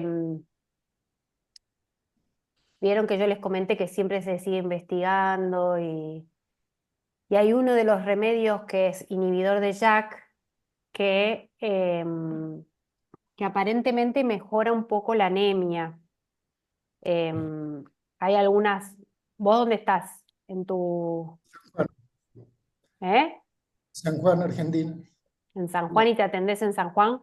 Sí, con- Porque a veces se puede ver de lo que yo les comentaba, vieron de participar en estudios de investigación o em, de poder acceder por programas que se instalan y que a veces hay accesos para nuestro país.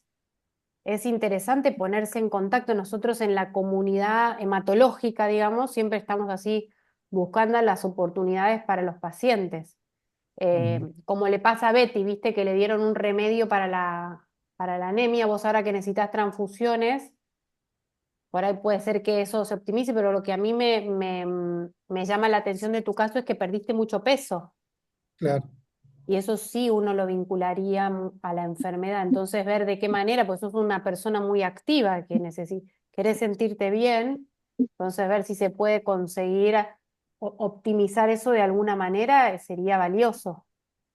Em, Eso, doctora, en la página usted mostró la parte esa de estudios clínicos ahí. Después le pasan a Aide el contacto o el nombre de de tu hematóloga y yo me contacto con ella para decirle con quién puede hablar para averiguar, porque hoy todavía había una posibilidad de que te brindan esa posibilidad para Mira, pacientes que están como con transfusiones y mucho compromiso. Algunos laboratorios apoyan, por ahí puede ser una opción. Ok. Después pásenle a Aide el contacto que yo... ¿Quién te atiende? la doctora Vanina, Celina. Celina Vanina. Por ahí puede ser que se pueda colaborar. Como estas cosas tienen que sumar para poder armar redes también, viste que son tan valiosas, Sí, diciendo un poco. que... ¿Mm? Esa era la idea del comentario que hacía, como que más que una pregunta, era contarles un poco el historial que tenía en cuanto a esta enfermedad, si bien es corto, pero que ha habido una etapa previa que yo no la había relacionado, y así puntualmente he ido sumando datos y creo que puede llegar a tener relación. Sí, igual, ¿cómo es? Walter, ¿Sí? Sí. es como que el camino que nos toca recorrer dicen que es el que te toca y es perfecto. Y en cada momento se hizo lo mejor que se pudo. Hoy que tenemos este encuentro y por ahí podemos sumar algo, o sea, fíjate que es la primera vez que necesitas una transfusión, entonces ya serías un paciente que, como le pasó a Betty, cuando uno tiene anemia, el ruxolitinib lo damos igual si pensamos que le va a sumar un beneficio. A veces cuando ya hay anemia, hay que poner en la balanza, ¿qué es peor? ¿El riesgo de que le dé más anemia o el beneficio o es mejor, vale la pena correr ese riesgo y que quizás tenga que transfundirse más por un tiempito, o en realidad ya necesita transfundirse y bueno, se seguirá transfundiendo, pero le mejora esto? Entonces siempre es ahí, poniendo en la balanza, ¿se entiende?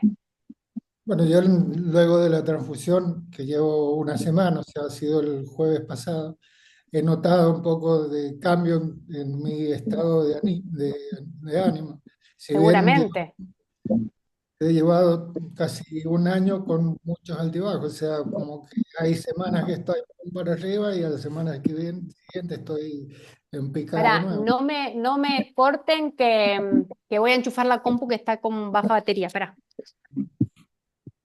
Y yo aviso que a las 9 termina el Zoom, nos quedan 17 minutos nada más. Si se llega a cortar, bueno, de última podemos reiniciar todo otra vez. Habría que volver a entrar, lo tengo que volver a armar. Perfecto. Es que se generó un encuentro espectacular acá. Esperen que yo tengo que avisar una cosa, un segundo. Aide, primera vez, primera vez que pasa algo así en un Zoom. Sí, no, con policitemia también, ¿eh? Que vos no pudiste Pero entrar también con estuvo muy bueno. mielofibrosis, con Sí, mielofibrosis es la primera vez que nos pasa. Así que sí. está buenísimo. Yo inclusive me tengo que ir porque tengo que ir a ver a mi mamá que está medio pachucha y no me voy porque está muy bueno hoy. Pues Yo tanto trabajo se también quería. produce la magia. Después, sí, después de tanto Zoom que hemos hecho durante 4 años, porque empezamos en la pandemia, es la primera vez que se ha dado un Zoom así tan interesante, tan lindo, tan bueno, está espectacular. Buenísimo. Ahora, Pepe, Así si que, querés preguntar cuando venga la doctora. Porque tengo Perdón miedo que a que mí se... me venían a buscar algo y yo les Ah, dije 8:30 termino. claro. Antes no te puedo recibir, así que ahí le dije a mi hijo que reciba.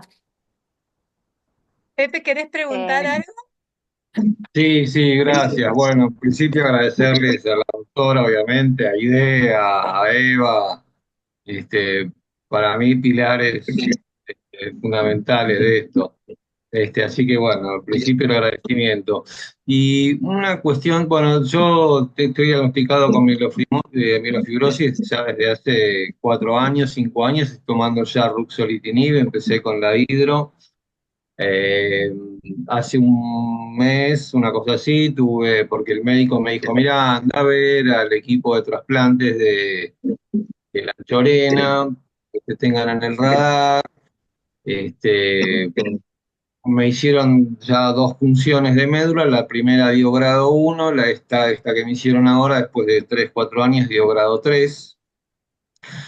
Eh, a juzgar por los síntomas que tengo, lo que más me molesta por ahí es, que eso es un poco mi pregunta, es el tema del agrandamiento del vaso, que el ruxo no terminó de resolverlo. Y no sé si me pareció escuchar, Doc, que dijiste que como que había también un tratamiento para la inflamación, o todo es el ruxo. Después, bueno, el prurito lo tengo después de bañarme, es la única manera que se manifiesta. Me baño con agua tibia, ni en invierno ni nada, pasa, o sea, lo tengo que bancar, son 15 minutos. Y bueno, no sé, el trasplante lo tengo que ver. Obviamente le pregunté al médico, me dijo, y sí, la decisión es tuya. Yo, es un tema complicado. No sé, ahora tengo mi nuevo control, digamos, de laboratorio. Y bueno, hablaré un poco más con mi médico, yo me atiendo en Pavlovsky. Y bueno, veré ahí qué tomo. Tengo una hermana que es igual a mí, pero Ah, yo tengo 62 y mi hermana tiene 64. Entonces el médico de la Anchorena, Martín Castro, sí, sí, Martín Castro, me dijo, mira, yo preferiría células más jóvenes. Este, como que no sea tu hermana la donante, dice. exacto. Este, Todo lo que estás comentando, Pepe, son situaciones de lo difícil que es manejar esta enfermedad. O sea, es algo que son tomas de decisiones, todas las que estamos charlando son tomas de decisiones difíciles, donde vuelvo a decir, la decisión se hace en conjunto, uno poniendo su parte y el otro la suya. O sea, primero la pregunta que hiciste vos de la inflamación, sí, lo que yo les comentaba es que la proliferación y la inflamación son el problema de la enfermedad. El ruxolitinib mejora las dos cosas, mejora la ah, proliferación y mejora la inflamación. Por lo que ujú. vos me estás contando, vos lo estás tomando, pero no tenés el mejor resultado todavía, porque si vos me decís que todavía te molesta el vaso, ¿qué dosis estás tomando? 40, 20 La cada 12 20-20 horas. es una muy buena dosis. Ah, A veces uno empecé dice, hace un bueno, par por de ahí se puede meses. subir. ¿Eh? Ah, ¿Hace poco empecé hace un par de empezaste? meses. Y habré empezado con él en octubre con 20 a la mañana y bueno, 20 cada 12 horas. Pero antes tomabas menos, como que te subieron la dosis. Exactamente. Empecé Bueno, con 10, 15, llegué a 20. es El una muy vaso se buena achicó. decisión. Claro.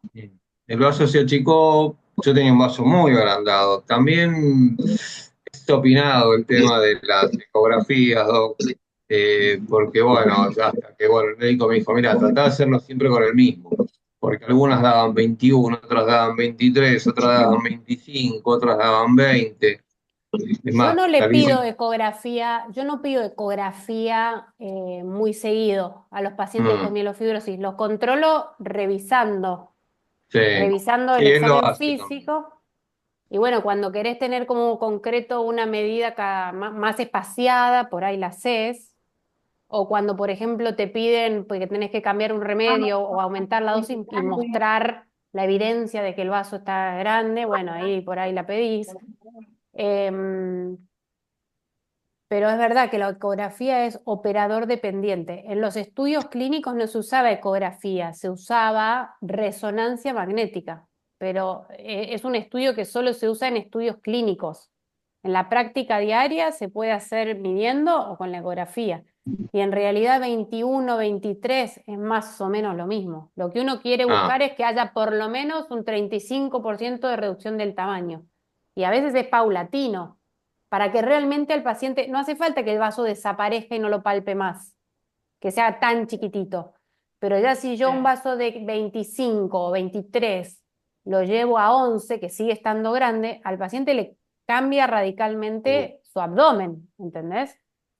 Entonces, esto de que vos aumentaste hace poco, hay que hacer el seguimiento y ver. Todavía te queda un escalón más para aumentar. Ah, ¿todavía se Y puede aumentar anemia no más, ¿no? tuviste. Y No, alguna, sí. yo Porque lo encima raro tengo también es que un... sigas con el prurito. Sí, siempre después de una ducha. Y es después de la ducha, no es ni, bueno, ahora hace tiempo que no voy, pero he ido al mar, ¿No vas a al médico o no pileta. vas a la ducha? No, no, no, no, no, A no, ver, antes para. iba, no, iba a nadar, iba a una pileta acá a nadar, que el agua es Ah, tibia, ¿viste? Tampoco es claro. caliente. No me pasaba, en el mar no me pasó. Ah, Me pasa después de ducharme. Este, eso sí, eso no lo pude arreglar. Mirá que tomé Frenaler, he tomado de todo. Qué sé yo. Y la les quiero, vez, sí, termina, perdón. termina, perdón. Termina, termina. No, y a veces, la sudoración nocturna. Eso también es un clásico. Después no tuve transfusiones, no tuve nada. Y yo tengo un combo ahí que tengo la anemia del Mediterráneo, la Mm, semia, ¿viste? Entonces se sí. forma ahí un combo que, bueno, por ahí con las dos cosas. Pero bueno, es como el médico me dice, mira, tus laboratorios son aceptables. No te sobra nada, Es pero son buenísimo. aceptables. Aceptable es muy bueno. Pero Es bueno, muy bueno. me dio un nuevo sartenazo el tema de, yo digo sartenazo cuando te dan estas noticias que el tema del trasplante. Mira, vos estás en una edad donde yo, o sea, como que es el momento de tomar una decisión. Y si no sé, como que decir, sos joven todavía, no te Gracias, has Dor. transfundido, sos joven, no te has transfundido, es el único tratamiento que cura. O sea, es verdad, como decía César, que es una enfermedad y es un tratamiento grave y es un tratamiento muy fuerte, pero Sí. también es una enfermedad que a los trasplantólogos no es que la preferida para trasplantar, porque los pacientes con mielofibrosis son trasplantes que dan trabajo. Diferente de otras enfermedades donde trasplantar el paciente en general es más fácil, más llevadero, porque todo corre más fácilmente, ¿no? Les quería hacer una pregunta. Esto que yo les expliqué de la mutación, de que en la pared de la célula y cómo la señal adentro de la célula llega al núcleo y entonces activa genes de que crezcan, se acelere la producción de células o no. ¿Eso les parece comprensible como se los expliqué? Pueden mover la cabeza así o así, ¿eh? Sí, Comprensible. Bueno, porque hay unos libros que son increíbles donde explican muchas cosas que son de este tipo de cosas, que son de ciencia y están escritas para las personas, que yo creo que es algo de que no lo hemos estudiado los médicos, las personas que no son médicas, digo, ¿no? Están escritos para que la lea la gente en general. Muchos médicos lo hemos leído porque ya hemos tenido conversaciones, pero yo creo que es algo que tenemos que todos empezar a aprender cómo afectan las cosas que nosotros hacemos, lo que pensamos, lo que elegimos en nuestros genes. Eso es cuando yo les digo hay que cuidar los genes. Es muy interesante, así que yo le voy a... No sé, me acuerdo si te los pasé ahí de los libros, pero Sí, uno sí, se llama papá. Biología de la Creencia y explica todo esto de la membrana, del receptor en la membrana, y lo explica como diciendo si hay un pan Fargo y una aceituna sin carozo, entonces pasa, te lo explica así. Ese receptor que yo les mostré lo explica así en el libro. Em, y la verdad que, porque uno dice, mira, todas estas personas, ustedes que están acá, yo digo, ¿por qué el cuerpo, que es perfecto, se enferma y la médula empieza a hacer algo diferente a lo que debería. ¿Por qué muta? O sea, todos ustedes están acá porque quieren estar mejor y sentirse mejor. Bueno, ¿qué más pueden hacer cada uno, más allá de que lo que hacemos los médicos? Yo creo que todo lo que haga cada uno de ustedes en su día a día suma poderosamente. Ah, ese también. Secretos de un modo de orar, pero no es, explica otras cosas ese. Ah, Pero sí, también. Así que bueno, si tienen interés, los pueden. Ah, yo se los pongo acá Perfecto. también. Se los pongo en el chat. Se llaman eh, Biología de la Creencia de Bruce Lipton. Y los que puso Aide también. Y hay otro que se llama Supergenes. Y ese te explica esto de cómo cuidar los genes. Que este lo escribe un médico endocrinólogo que se llama Chopra. No es un gurú, es un médico. Y otro que se llama Tansi, que es un neurólogo especialista en Alzheimer de Harvard. Son médicos, no son libros de autoayuda, son libros sí, de sí, sí, sí. ciencia. Súper Muy genial. interesantes. Bien. Ya los anoto, ya los Pepe, ¿y anoto. cuando subiste el ruxolitinib, te mejoró el prurito? Súper genial, Un yo creo. poquito. Dejé de tomar, yo tomaba el Frenaler y dejé de tomarlo y me mejoró. Es curioso, pero son 15 minutos después de la ducha. Una vez Tony me dijo, no te bañes más, Pepe. Tony está en el chat, ¿Viste? somos históricos de estos Zoom. Pero es en el único momento que se me da. Después no lo tengo más. Y nada, sí es curioso que sea. El médico me decía, no, hacer agua caliente, pero digo, pero me baño con agua tibia. Igual. Y nada, te decía, en una pileta, digamos, que no es agua caliente, obviamente, donde uno a veces Casi va que en te rato. diría que pruebes los baños con hielo. Sí, ¿Viste esos que hacen ducha lo que me fría? cuesta. Ya. Mínimo 2 minutos de ducha fría todas las mañanas y ver qué Ah, pasa. hay que Fría. pasarla, ¿ok? Hay que pasarla. Aguantar. Así También que, tiene bueno, ciencia. bueno, Bueno, nada, excelente. también. Bueno, muchas gracias, Doc, y por supuesto a Aide, Eva, agradecido eternamente por estos espacios que arman y todo el tiempo que nos dedican Son y lo más. demás. Súper agradecido. Muchas gracias. Bueno, Sí, yo muchísimas también quiero gracias a todos. agradecer. Yo también agradezco porque para mí esto es valiosísimo. En serio, muy bueno.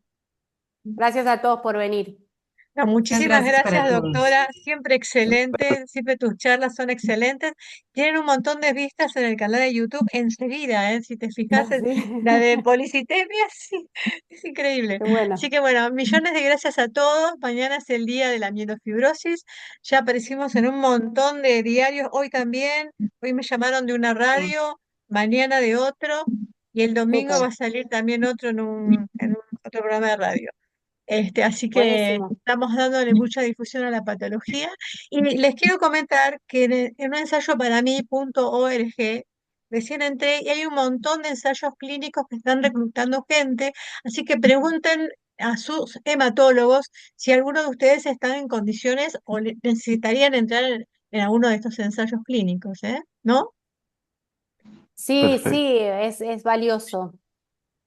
Pero siempre con la consulta al médico hematólogo, para ver si da con el perfil que se Más está bien, buscando. Sí. más Bueno, bien, más millones de bien. gracias a todos, Y millones de decirle a gracias, la doctora. mayoría de las personas que suban sus historias, a ver si se animan, y los demás también se animan y lo pueden hacer Sí, para subieron el hoy, día de mañana claro, 26. Sí. hoy tuvimos dos Qué bueno. historias, así que estuvo bueno, porque otros años ninguna. Así que este año vamos No. con todo. Sí. Bueno, Súper. buenas noches a Bueno, todos. Muchísimas gracias, doctora. Y después los que quieren los datos de la doctora me mandan un mensaje al mi mail y yo se los paso. ¿Eh? Muchas gracias. Millones de Buena noche gracias Muchas a para todos. gracias. todos. Buenas noches a gracias. todos. Gracias. Chao. Adiós. Gracias. Chao. Gracias.